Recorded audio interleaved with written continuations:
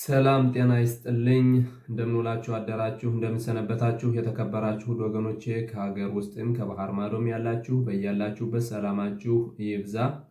የእግዚአብሔር አምላክ በረከቱና ቸርነቱ አይለያችሁ እያልሁኝ ዕለቱ ዕለተ ሐሙስ ሲሆን እንደ ዕብራውያን ዘመን አቆጣጠር አዳር በሚባለው ወር 6 ቀን 5785 ዓመት ዓለም ላይ እንገኛለን። የአምላክ ፈቃዱ ቢሆን ዛሬ ደግሞ እንደተለመደው የሳምንቱን የወር ክፍል ነው ትንሽ አጠር አድርገን ዳሰስ የምናደርግ ባለፈው ካቋረጥንበት ላይ እና ወገኖቼ እንግዲህ ሚሽኒክናስ አዳር ማርቢም በሲምካ አዳር የሚባለው ወር እንግዲህ የእስራኤል ልጆች እንደ እስራኤል ልጆች አቆጣጠር 12ኛው ወር የመጨረሻው ወር ሲሆን ሚሽኒክናስ አዳር ማርቢም በሲምካ ማለት ይሄ አዳር የሚባለው ወር ሲገባ ደስታና ለእስራኤል ልጆች የደስታ ጊዜ ነው። ለምን? የተለያዩ ብዙ ታምሮች ስለሆነ ይህን በሚቀጥለው ሳምንት በአንድ ላይ እናየዋለን። ምድራሽ ያዘጋጀሁት ምድራሽ አለኝ ስለ ኤስቴር ማለት ነው። ያም ሆነ መቼም ይህ ወር ለእኛ ለእስራኤል ልጆች ትልቅ ደስታንና ትልቅ በተለይ ከተለያዩ ዓለም ሀገሮች ጋር ጠብ ካለን በዚህ ሰሞን ክርክራችንን በዚህ በሰሞን ብናደርገው የእስራኤል ልጆች የበላይነትን ይቀዳጃሉ ማለት ነው እና ለእስራኤል ልጆች ትልቅ ወር ነው ይሄ አዳር የሚባለው ወር። ከዚህ ቀጥሎ እንግዲህ የሚቀጥለው ወር ደግሞ ኒሳን የሚባለውና ፔሳ እየቀረበ ይገኛል ማለት ነው እና ዛሬ እንግዲህ አምላክ ፈቃዱ ቢሆን የሳምንቱን የወር ክፍል ነው የምናነበው በአንድ ላይ።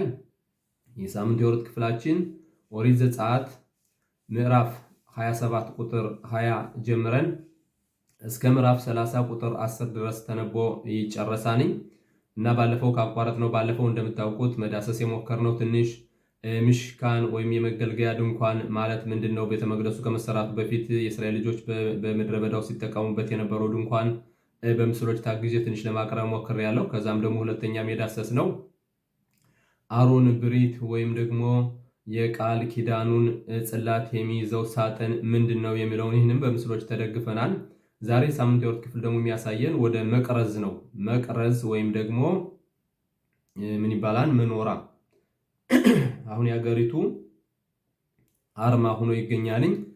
ይህ መኖራ ምንለው በአማርኛ መቅረዝ ይባላል። ስለነዚህና ሌላው ደግሞ ስለ ክሩቤል ባለፈው አይተነዋል በምስሎች። ይሁን እንጂ ክሩቤል ማለት ምንድነው የሚለውን ትንሽ ለመተንተን እንፈልጋለን ማለት ነው እና ፓራሻት ተሸቦ ፓራሻት ትጻቤ እንዳልኳችሁ ፓራሻት ትጻቤ ነው የሚባለው። አታ ትጻቤ አታ የሚለው ቃላት እንግዲህ አንተ የእስራኤል ልጆች እንዲበላቸው እንግዲህ ሁልጊዜ እንደምታውቁት ፈጣሪ አምላክ ወይዳበር አዶናይ ኤልሞሼ ነበር የሚለው። ፈጣሪ አምላክ እግዚአብሔር ሙሴን እንዲህ ብሎ ተናገረው ነበር የሚለው። ዛሬ ግን አንተ በሚል ይመልሳል። ምንድነው? እንደምናውቀው ባለፈው ሳምንት የእስራኤል ልጆች የጥጃ ምስልን አምስለው በተሳሳቱበት ጊዜ መምህራችን ሙሴ ተከራክሮ የእስራኤል ልጆች ስላዳነ የእስራኤል ልጆች ከምትገድላቸው ወይም ተመታጠፋቸው እኔን ከቅዱስ መጽሐፍህ ደምስሰኝ በማለቱ ዛሬ የመምህራችን ሙሴ ስሙ አይገለጥም፣ አንተ በሚል ነው የሚገልጸው ማለት ነው። አታትጻቤ ማለት አንተ አዝዛቸው በሚል ነው። እንግዲህ እንደምታውቁት በሀገራችን አባቶቻችን ሚስቶቻቸውን አንቺ አትሰሚም፣ አንቺን እኮ ነው የምናገር ማለት አንቺ የሚል ስም አላትኝ፣ እቺ ሴት ስም አላትኝ። አንዳንዶች ደግሞ ያው እንግዲህ ለራሳቸው ካላት ስም ለራሳቸው ስም አውጥተው ማዋይሽ እንደዚህ የመሳሰሉ ስሞችን እያወጡ ይጠራሉ ለሚስቶቻቸው። አንዳንድ አባቶች ደግሞ ከሀፍረትም ወይም ከባህል የተነሳ ይመስለኛል አንቺን እኮ ነው አንቺ አትሰሚም የሚል ነበር። አሁን ደግሞ ፈጣሪ አምላክ አንተ ነው የሚለው እንጂ መምህራችን ሙሴ ስሙን ሙሴ ብሎ አይጠራውም። ለምንድን ነው ስሙ የተሰረዘው ስንል የእስራኤል ልጆች ከምታጠፋቸው እኔን ከቅዱስ መጽሐፍህ ሰረዘኝ ብሎ ስለተናገረ አታትጻቤ ዛሬ የሚለው መጽሐፉ ክፍል የመምህራችን ሙሴ ስም አይገልጽም ማለት ነው። አንተ በሚል ብቻ ነው የሚገልጸው ማለት ነው። እና እንግዲህ ባለፈው ካሳለፍነው የኦሪት የሳምንት የክፍላችን እንደሚያሳየው በፓራሻት ቱርማ እንዳየነው ከቁጥር 9 ላይ እንዴት ይላል? ከሆል አሽራኒ ማሬዎትካ ኤታ ታብኒት አምሽካን ወኤት ታብኒት ኮልክላብ በኬንታሱ እኔ እንደማሳይህ የአጠቃላይ የቁሳቁሶችን የመገልገያ ድንኳኑን የቤተ መቅደሱን የሚገለገሉባቸውን ቁሳቁስ ወይም ኪሊ ማለት እንደምታውቁት ቁሳቁስ እቃዎችን እኔ እንደማሳይ ሲል ፈጣሪ አምላክ በሰዓት አድርጎ ምስሎችን ሲያሳየው ነበር። እንዲህ አድርገህ ስራው። ይሁን እንጂ መምህራችን ሙሴ ግን እንዳልሆን ብሎ እንደተጠቃና ምንን ያለው ፈጣሪ አምላክን አምላኬ ሆይ አንተ እንደምትፈልገው አድርግ እንጂ እኔ አልቻልኩም በማለት ኪካር ዘሃብ ይባላል። ወይም ደግሞ የወርቅ ትልቅ ወርቅ አለ ኪካር የሚባል። ኪካር ማለት ምንድነው? ዳቦ ታውቃላችሁ? ኪካር ላይ የሚባላል እንደ ዳቦ ያለ ወይም ደግሞ እንደ ሪስፓ ምንለው ደግሞ በአማርኛ እንደሆነ አላውቅም። እንደዚህ ያለ ያንን የኪካር ዘሃብ የሚያንን ወርቅ ወደ እሳቱ ሲከተው ፈጣሪ አምላክ እንደፈለገው መቅረዙ እሱ መስራት መምህራችን ሙሴም ታግሎ መስራት ሲያቅተው ፈጣሪ አምላክን እሱ ራሱ እንደሰራውና ይህ መቅረዝ በራሱ ጊዜ ተሰርቶ እንደወጣ ያሳያል እንጂ መምህራችን ሙሴ ፈጣሪ አምላክ ምንድን ያለው? እኔ እንደማሳይህ ምስሎችንን በእሳት አምድ አድርጎ እያሳየ ልክ እንደዚህ አድርገህ የቤተ መቅደሱን መገልገያ ዕቃዎች በሙሉ በዚህ መልኩ ስራቸው በማለት ሲያዝዘው መምህራችን ሙሴ ግን ለመስራት እንዳቃተው ያሳያል። እንዴት ነው የሚለው? ከሆል አሸራኒ ማሪዎትካ ልክ እኔ እንደማሳይህ በሙሉ ኤታ ታብኒት አምሽካን ወይም ደግሞ የመቅደሱን መገልገያ ዕቃዎች ኪላብ በታብኒት ኮል ኪላብ ሁሉ ቁሳቁሶችን በሙሉ በዚህ መልኩ እንድትሰራቸው አዝዛለሁ ብሎ ሲያዝዘው፣ ይሁን እንጂ መምህራችን ሙሴ መስራቱ እንዳቃተውና እኔ ታገልሁኝ አንተ እንደፈለከው አድርገህ ስራ እንጂ በማለት ይህን የወርቅ ድንጋይ ወይም ደግሞ ኪካር ምንለው እንግዲህ ሁላችሁ እንደምታውቁትኝ እንደ ቡልኬት ያለ ነው። ቡልኬት የሚመስል ማለት ነው የወርቁ። ያንን ወደ እሳት ሲከተው በራሱ ጊዜ ፈጣሪ አምላክ እንደፈለገው ሆኖ ይሄ መቅረዝ ወጣ። ዛሬም በምስል ታግዤ ያሳያችኋለሁ። በዛ መልኩ እንደወጣ ያሳያል። አሁን ይህም ከባለፈው ሳምንት ነው። ባለፈው ሳምንት ምዕራፍ 22 ላይ እንደዚህ ይላል። ኪሩቤል የሚባል አለ። ኪሩቤል ማለት ወገኖች እንግዲህ የመላእክታን የሚመስል ክንፍ ያላቸው ናቸው። ባለፈው ሳምንት ከምስሉ አይታችሁታም ብያለሁ፣ ከመግቢያው አይታችሁታም ብያምናለሁ። ኪሩቤል ማለት ምንድነው? እንዴት ነው የሚያሳየው? ኦሪት ዘጸአት ምዕራፍ 27 ቁጥር 22 ላይ በነዋድቲ ለሃሻም ዲባርቲ ኢትሃ ሚአል አካፖሬት ሚቤን ሽኔ አክሩቪም አሸር አላሮን ሃይዱት ኤትኮል አሸር አጻቤ ወትኻ ኤል ብኔ እስራኤል። እንዴት ነው የሚለው ፈጣሪ አምላክ እንግዲህ ክሩቪም ማለት መጀመሪያ አሮን ብሪት ምንለው አለ፣ ሳጥን አለ። ከሳጥኑ ላይ የሳጥን መክደኛ አለ። ከሳጥን መክደኛው ላይ እነዚህ ክሩቤል የሚባሉትኝ የመላእክት ምስል ያላቸው ከወርቅ የተሰሩ ክንፍ ያላቸው የህፃናት ምስል ያላቸው ይመስላሉ። ከነሱ ላይ ሁኜ በእነሱ መካከል ሁኜ ለእስራኤል ልጆች የምፈልገውን ነገር ሁሉ እንድትናገር ከዛ ላይ ሁኜ አናግርሃለሁ ይላል። ከዛ ላይ ሁኜ አናግርሃለሁ እና ከዚህ ላይ አሁን አንዳንድ ሊቃውንቶች የራቢኖን ካላዛር የሚባለው ወይም ደግሞ ይሄ ሐካሜሌዘር የሚባል ከነሱ አንዳንድ ትምህርቶችን ይቀሰሙትኝ ተነዚህ እንደ ነው። ይሄ ኪሩቤል እንደምታውቁት ወገኖቼ የመጀመሪያው አዳም ከገነት ሲባረር የገነትን በር በምን የተዘጋ? በኪሩቤል በሚባሉ መላእክታኖች ናቸው። ሰይፉን የያዙ ሁለት ኪሩቤሎች ናቸው ማለት ነው። ማለትም ፈጣሪ አምላክ እንግዲህ እንደምታዩት አዳምን የመጀመሪያውን ሰው ከገነት አውጥቶ ካባረረው በኋላ ከሰው ጋር ግንኙነት አልነበረውም። ፈጣሪ አምላክ እንግዲህ ማለትም ዙፋኑን ከፍ አድርጎ ከሰው ልጆች ርቆ ቆይቶ ነበር ማለት ነው። እንግዲህ አዳምን ከገነት ባወጣው ጊዜ የዘጉት ኪሩቤሎች ናቸው እንግዲህ ዛሬ ለእስራኤል ልጆች ኪሩቤል ሆነው ፈጣሪ አምላክ በነዛ መካከል ሆኖ የእስራኤል ልጆች እና መምህራችን ሙሴን የሚያናገረው ማለት ነው። ይህ ማለት ምንድነው ሲሉ ሊቃውንቶች እንዴት ሲሉ ይተነትናሉ በምድራሽ የመጀመሪያውን አዳም ከገነት አውጥቶ ካባረረ በኋላ ከሰው ልጆች ጋር ጭራሽ ብዙ ተራርቆ ነበር። ለ2448 ዓመት ዓለም ያህል ከሰው ልጆች ጋር ርቆ ቆይቶ ነበረ። ይሁን እንጂ ፈጣሪ አምላክ የእስራኤል ልጆች መርጦ ልጆች ብሎ ከመረጣቸው ከግብፅ ካወጣቸው በኋላ እንደገና መልሶ ከሰው ልጆች ጋር የተገናኘው በዛን ጊዜ ነው ማለት ነው። ብዙ ጊዜ እንደተናገርኩት የዚያንም ደግሞ ፈጣሪ አምላክ ዓለምን ለፍጻሜ ለማድረስ ነው ማለት ነው። በዚህ መልኩ እንግዲህ እነዛ ኪሩቤሎች የገነትን ምድር የከለከሉት ኪሩቤሎች እንደገና ዙሮ ዛሬ ለእስራኤል ልጆች በወርቅ ተመስለው መጡ። በዛ መካከል ሆኖ ፈጣሪ አምላክ እንግዲህ የሰው ልጆች ከ2448 ዓመት ዓለም በኋላ ተመልሶ እንዴት ነው የሚለው ትብኑ ሊምሽካን ሻሃንቲ በቶኻም እንግዲህ መቅደስን ስሩልኝና በመካከላቸው በእያንዳንዳችሁ ልቦች አድራለሁ ብሎ እንዳለው ፈጣሪ አምላክ ከዛን ጊዜ ወዲያ እንደገና ፈጣሪ አምላክ ተመልሶ ከሰባቱ ሰማየ ሰማያታት ወርዶ ከሰው ልጆች ጋር መንፈሱን አሳደረና በእነዚህ ኪሩቤሎች መካከል አናገራቸው ማለት ነው። መምህራችን ሙሴም ለእስራኤል ልጆች የሚያስፈልገው ነገር ማለት እንግዲህ ይህ ኪሩቤል ምስል ማለት ነው። ይሄ ኪሩቤል ምስል የሚያሳየው ምንድነው? እነዚህ የመጀመሪያውን አዳም የከለከሉት ከገነት ምድር እንዳይገባ የከለከሉት ኪሩቤሎች አሁን ከዚህ ከአሮን ብሪቱ ላይ የተቀመጡት ምስሎች ናቸው። አሁን የሁላችንም ጥያቄ በ10ቱ ትእዛዛት ምስል የወርቅ ምስል ምንም ነገር አታድርጉ በማለት ፈጣሪ አምላክ ከልክሎናል። እንዴት ይሄ ፈጣሪ አምላክ በ10ቱ ትእዛዛት ምስሎችን አታድርጉ ያለው እንዴት እንደገና መልሶ አሁን የወርቅ ምስል እነዚህ ኪሩቤሎች የመላእክት ምስል ያላቸው ኪሩቤሎች ከአሮን ብሪቱ ላይ ወይም ደግሞ ከሳጥኑ ላይ ሊቀመጡ ቻሉና ፈጣሪ አምላክ እንዴት በወርቅ አማካኝነት መጥቶ የሰው ልጆች ሊያናግራቸው ቻለ ብለን እንችላለን። ለምን ሲባል እንዴት ነው የእስራኤል ልጆች ከግብፅ በወጡበት ጊዜ ብዙ ወርቅና ብር ይዘው ወጣው ነበር ከግብፅ ምድር። ያን ወርቅ እንግዲህ ወደ መጥፎ ሰር እንግዲህ አንድ ሰው ሀብታም ሲሆን ያን ሀብት በምን አይነት መንገዱ ነው የሚጠቀመው? አንድ ሀብታም ሀብቱ የያዘውን ሀብት ለበጎ አድራጎት ለተቸገሩት መርዳት ብዙ ካደረገው በዚህ በምድር ዓለምም ደስታን ያገኛል፣ በሰማይም ደግሞ መንግስተ ሰማያትን ይወርሳል ማለት ነው። ይሁን እንጂ ያን ሰው በዛ ፈንታ ግን አልኮል መጠጫ እንዴት የተለያዩ ውድ የሆኑ መኪናዎችን በመግዛትና ውጭ ሀገር እየሄዱ ፈጣሪ አምላክን የሚያስከፉ ነገር ካደረገ ያን ነገር በዚህ ምድር ዓለም ደስታ የለውም፣ በሰማይም ሲሄድ ደግሞ አይቀበሉትም። ስጋ ማለት መንፈስ ማነው ነፍስ ትቆረጣለች ማለት ነው። ምክንያቱም የፈጣሪ መንገድ ፈጣሪ አምላክ ገንዘብ ብዙ ሀብት ሰጠህ፣ ያንን ሀብት ግን የተጠቀምበት ፈጣሪ አምላክን ለመቃወምና መጥፎ ነገር ፈጣሪ አምላክ ማይፈልገውን እንደ ግድያ፣ እንደ አልኮል፣ እንደ ዝሙት የመሳሰሉ ነገር ይህ ሁሉ የሚሆነው ለምንድን ነው? ገንዘብ ስላለው ነው። አሁን ደግሞ ፈጣሪ አምላክ ለአብርሃም አባታችን በገባው ቃል ኪዳን መሰረት ልጆች ከባርነት ሲመለሱ ብዙ ሀብትና ንብረት እሰጣቸዋለሁ ብሎ ያንን ሀብትና ንብረት ይዘው ሲመለሱ ያንን ንብረት ለምን ተጠቀሙበት?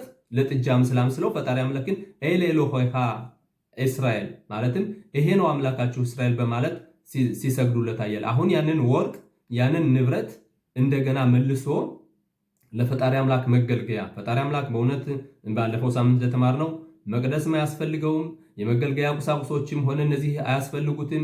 ፈጣሪ አምላክ የሚገደብ ግድብ አይደለም። ፈጣሪ አምላክ የሚገደብ ነገር አይደለም።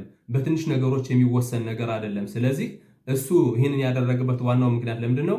የእስራኤል ልጆች ብዙ ወርቅና ብር ስላላቸው ያንን ብር ለጥጃ ምስል ስላደረጉት እንደገና ያንን መልሶ ለሚጽባ ለበጎ አድራጎት ለጥሩ ነገር በዚህ መልኩ ፈጣሪ አምላክ በመካከላቸው እንዳደረና በእነዚህ ኪሩቤሎች መካከል ሆኖ ፈጣሪ አምላክ የእስራኤል ልጆች ሲያናገራቸው ነበር። ሕዝቅኤል እንደተጻፈው በሕዝቅኤል መጽሐፍ አቴም ጾን ማሪቲ አቴም አዳም ማለትም እናንተ ጾን ማለት እንግዲህ በጎቼ ማለት ነው። እናንተ በጎቼ እናንተ ናችሁ አዳም ልትባሉ የምትችሉት። የእስራኤል ልጆች ብቻ ናቸው እንግዲህ አዳም ሊባሉ የሚችሉት። ለምንድን ነው?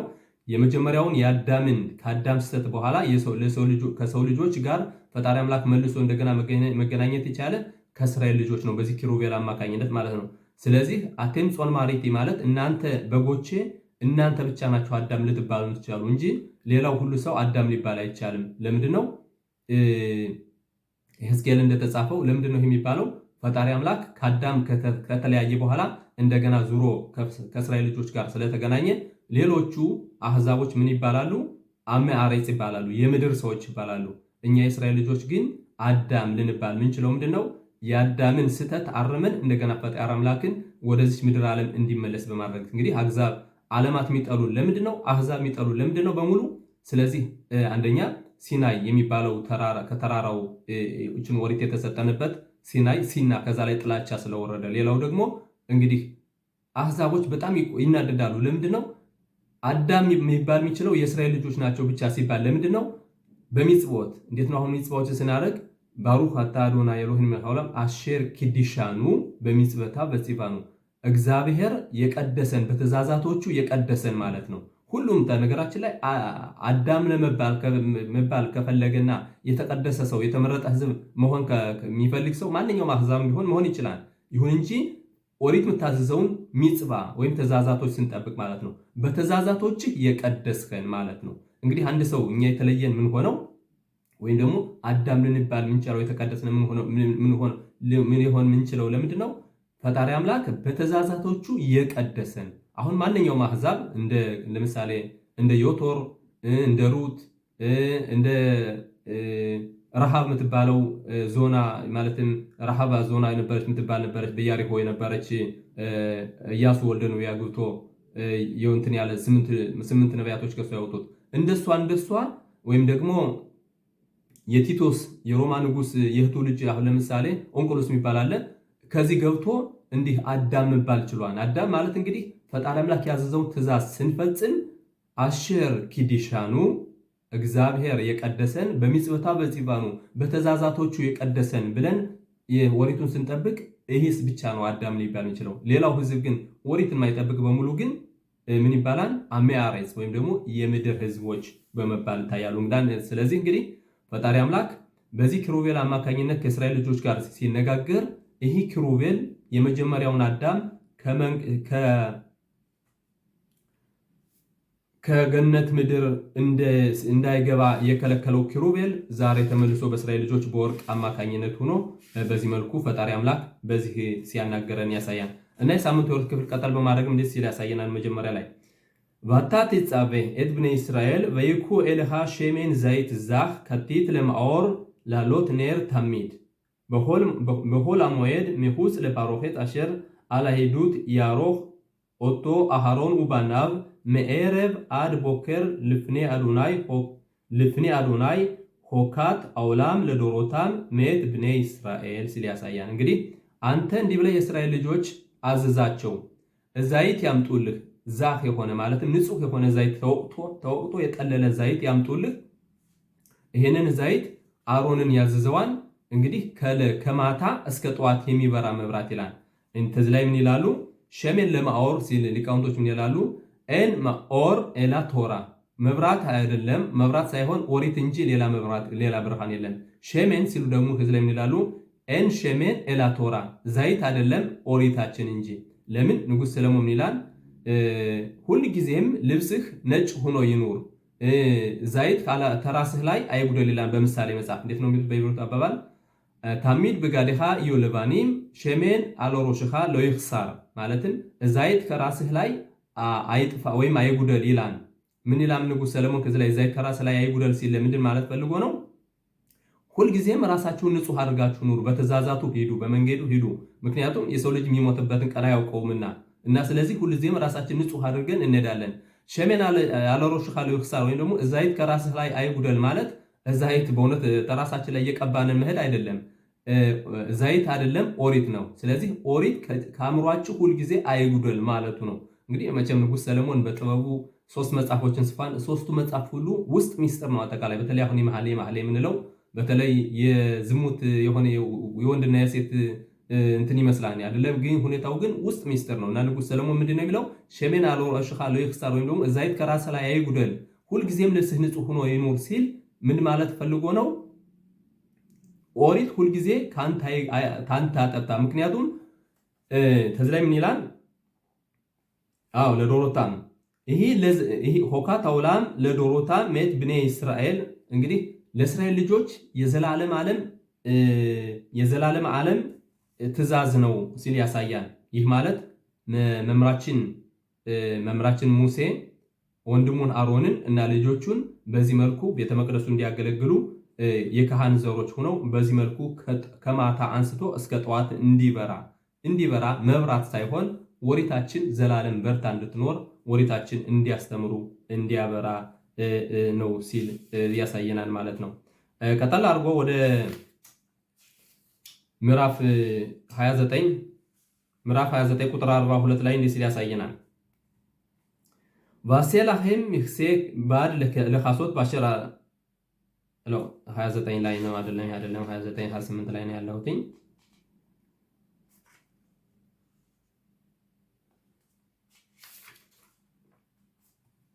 እንዲህ ሲል ያሳየናል ማለት ነው 22 ላይ በለካፍታ ሚና አይል ሐላብ እህልያ ቤት አኸሌብ መኻሴ ኤት አኸረብ ቤት የቶረት አካቤድ ቤት አሽቴ አካለዮት። አሁንም ትክክለኛው ላይ አይደለሁም ያለሁት ማለት ነው።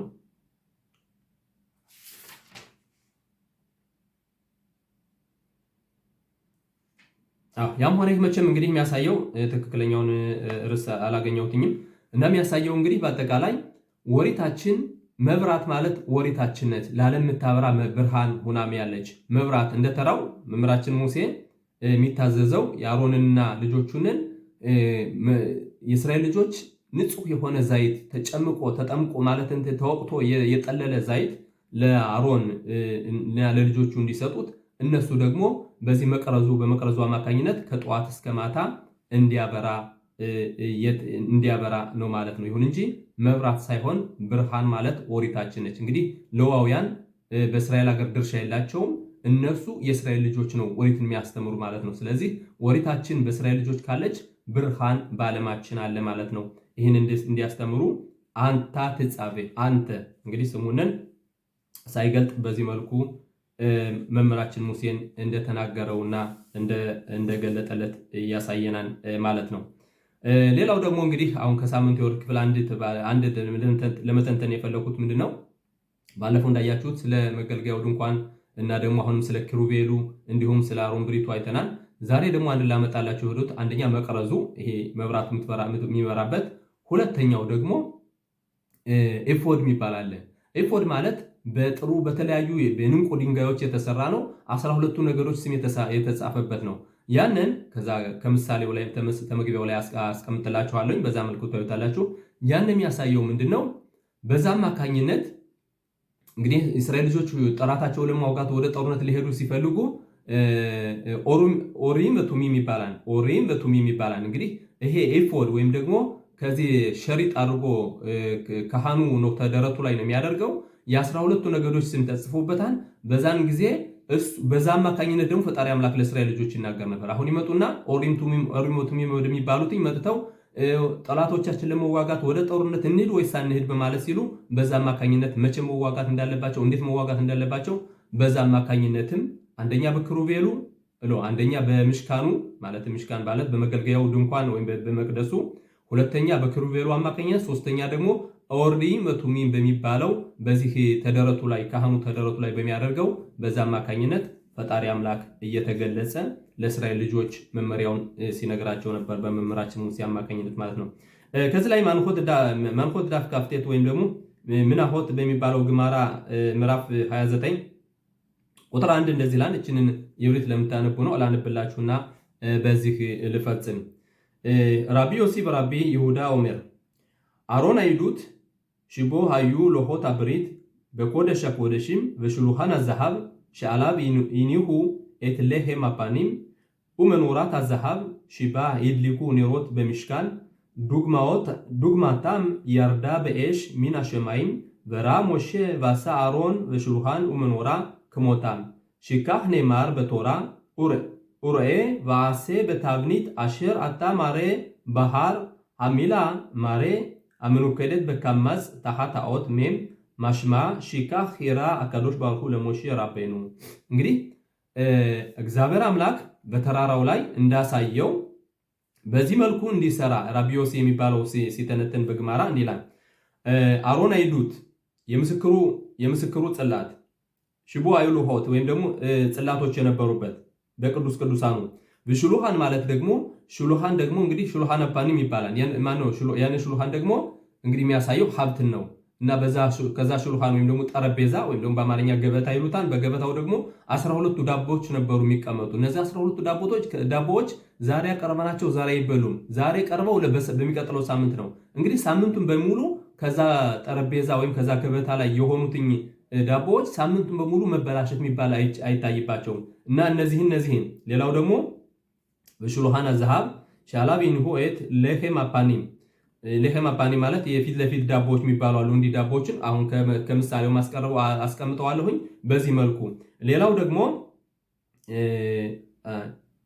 አዛሃብ ሺባ ይድሊኩ ኔሮት በሚሽካን እና ደግሞ እቺ መቅረዟን ደግሞ በዚህ መልኩ እንዲገላ ዱግማታም የርዳ በኤሽ ሚን አሸማይን ምሳሌዎች ከሰማይ ላይ ወርደው በምሳሌ ላይ ተቀመጡለት ማለት ነው።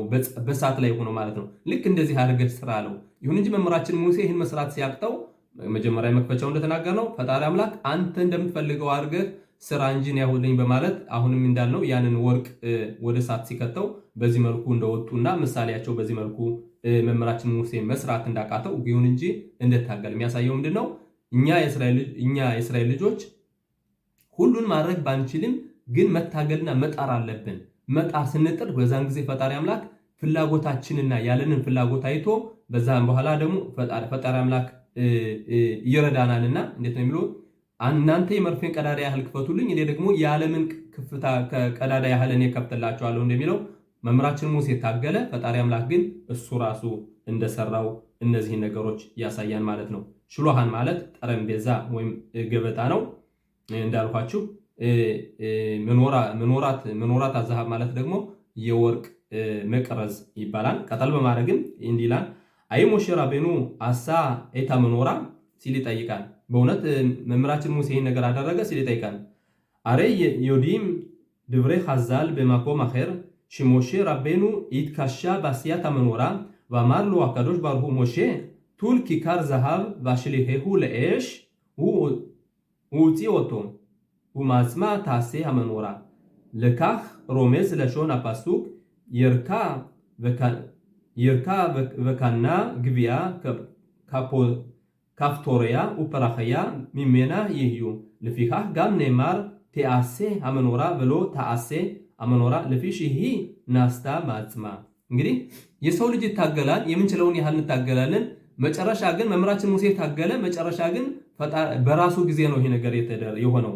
መምህራችን ሙሴ ሳይሆን የሰራው ናሳ ማያጽማ ማለት በራሷ ጊዜ እቺ መኖራ ወይም ደግሞ እቺ መቅረዝ ተሰርታ ከሳቱ እንደወጣች ያሳያል ማለት ነው። ካፋሳ ኤፍዋ ሞሼ ወናታል ኪካር ዘሃብ እሽሊሆ ለኤሽ ባማር ሪቦኖ ሸላውላም አሬ ኪካር በኤሽ ክፊሽ አታሮቼሽ ትዬ ካፍ ትኡጻብ ሀመኖራ ሚያድ ያጻ ሀመኖራ አሱያ ከቲኩና። እንግዲህ ምንድነው ያለው? ሪቦኖ ሸላውላም አምላኬ ሆይ እኔ ምን ማድረግ አልችልም፣ የምችለውን ነገር ሞክሬያለሁ ግን አልሆነልኝም። እኔ ወርቁን ወደ እሳት ወረውረዋለሁ፣ አንተ የሚመስለውን አድርገህ አውጣ እንጂ ከሰማይ ላይ በእሳት አድርገህ ያሳየልኝን ምስል አስመስዬ ለመስራት እኔ አቅሙ የለኝም። ወርቁን ወደ እሳት ወረውረዋለሁ፣ እንደፈለግህ አድርገህ ስራ በማለት በራሱ ጊዜ ተሰርቶ እንደወጣ ያሳየናል ማለት ነው። አሌኑ ላቢን ኢም አኸን በሶፎ ሸል ደባር ሎ አሳ ሞሼ ራቤኑ ኤታ መኖራ ኤላ ሂ ናስታ ባዝ ሚያጽማ ለሽማ አያ ጾረህ ላሮት ሎ ኤት ጹራታ ልፍኔሽ ሹሽልኻ ለኤሽ በጹራታ ውጽባ ሚያለያ። እንግዲህ በራሱ ጊዜ ከተሰራ ፈጣሪ አምላክ ለምንድን ነው ለመምህራችን ሙሴ በሰማይ ላይ በእሳት አስመስሎ ምስሎችን እነዚህ ምስሎች እንዲያርግ ስራቸው ብሎ ያዘዘው? መጨረሻ ላይ በራሱ ጊዜ ነው የተሰራው ሲል ይጠይቃል። አድሞር ሚጉር ባል ስፋት አይመት ዙቶ ታገኗሜን ኢዝቢር ሸሂትራሐሹት አዞት ኖባት ሚክላል ብሲሲ በዮተር ኤሰጊም ሩኻኒም ኤናም ኖቭቲም ኤላ አለካርካ ሸል ረጾን አዝ ኤን አዳም ሽለፌታ ዘኻ ለአራ በሎ ሽከዳም ላ ረጾን ሚጽዶ ክሊ ሃምሽካን ኢም አዩታም ኪሊም ገሽሚም አዩ ኪሊም ሩኻኒም ሄም ሃቡ ኪሹር ለዑላሞት ኤልዮኒም ሩኻኒም አሮን አይዱት ሽበኮደሽ አኮደሽም ሁ ሰሜል ለሆክማ ኤልዮና שאין אדם יכול להגיע אליה אלא ברוח הנבואה. השולחן ולחם הפנים שעליו מסמלים את החיים הגשמיים, המנורה הטהורה שבה היה נר תמיד דולק רומז את הקיום הנצחי של עם ישראל. እንግዲህ ከዚህ እንደሚያሳየው የሥጋዊ ነገር በራሳችን ጊዜ የምናደርገው እንችላለን። መንፈሳዊ ግን ፍላጎት ያሳድራል። እንዴት ነው ያለው? ባለፈው ሳምንት ተማርነው ሜኮል ኢሽ ንደበኑ ልቦ የልቡ ፍላጎት ያደረበት ሁሉ እንዳለው አሁን ደግሞ በዛሬው ሳምንት የወረት ክፍላችን የሚያሳይ ምንድነው? ሁሉ ነገር መንፈሳዊ ማለት ፍላጎት ከደስታ ካደረብን ነው። እንግዲህ መንፈስ ወደኛ የሚያድረው እንጂ ያለ ፍላጎት የሚሆን ነገር የለም። ስለዚህ የመምህራችን ሙሴ ፍላጎቱ ብቻ ስለነበረው ፈጣሪ አምላክ መጨረሻ ላይ ጊዜ ግን በራሱ ጊዜ ይሄ መኖራ ወይም መቅረዝ በራሷ ጊዜ ተሰርታ እንደወጣች ያሳያል።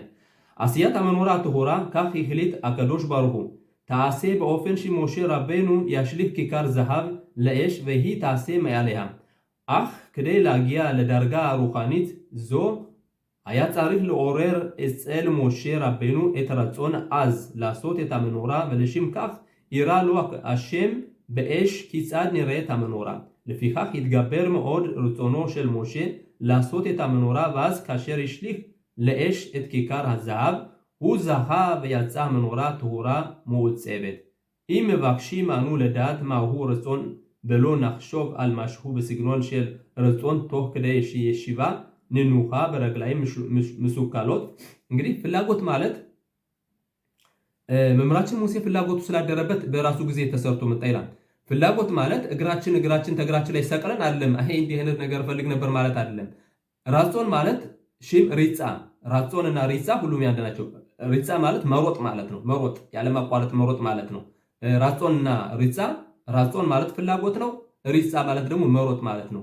ስለዚህ እግራችን ተግራችን ሰቅለን ሳይሆን ፍላጎት የሚያርብን እየሮጥን እየሰራን ስንሰራ እንዴት ነው? ከዛ ቀጠል አድርጎም ራጾንሁ ሚሊሾን ሪጻ ማሽሁ ሺመልሂ ቦታኑ በገውረም ላኑ ላሩ ለርጾት ላሩጽ ብለታመጽ ክለ ላሲጎ መሳፍሪም ሺፓም ሻአል አራቢያ ሚኩት ዝውቶ ታገናለኑ እተ ሐዳ መሐሲዳ ኦመርሎ ኦማር ሊና ኤሁ አይሁዲ ሽባሃ ከሸከበነቱ ሃይታ ኢምሁመ ሚማጼ እት የሆሎታ ባሩኻኒዮት ሽባ ሐሲድ ራቢ አኒ ሮጼ ሊሆድ ይሁዲ אמר לו הרבי, היודע אתה מה פירושו של רצון? אם תהיה אפילו שערה אחת בראשך שלא תשתתף ברצון זה, אין זה רצון הנחשף אלא לרצות בכל כך וזה תזכה. ምን ይላል ከዚህ ላይ አንድ ተማሪው ሲናገሩ ይሁዲ ማለት ምን ማለት ነው?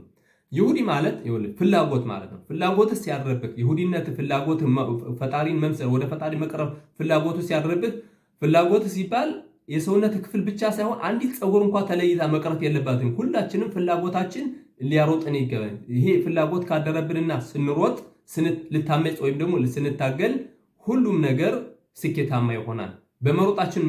በመሮጣችን አንተ መባላታችን ሳይሆን ፈጣሪ አምላክ ፍላጎታችን አይቶ ለምሳሌ አንድ ሰው ሐኻም ወይም ደግሞ ምሁር መሆን ከፈለገ አንድ ሰው ሀብታም መሆን ከፈለገ ፍላጎቱን የሚያሳየው እግሩን ዘርግቶ ተቀምጦ እንዲህ አይነት ፈልጋለሁ ሳይሆን ፍላጎቱን በሩጫ ልታመጽ በመማር ሁሉን ነገር ልናገኝ እንችላለን። ይሁዲ ማለት ፍላጎቱ ያደረበት ሰው ከፈጣሪ አምላክ ጋር ለመቅረብ ያለው ፍላጎት ከአንዲት ጸጉር እንኳን ተለይታ ሳትቀር ሁሉንም ሰውነታችንን በፍላጎታችን ማሮጥ ማለት ነው።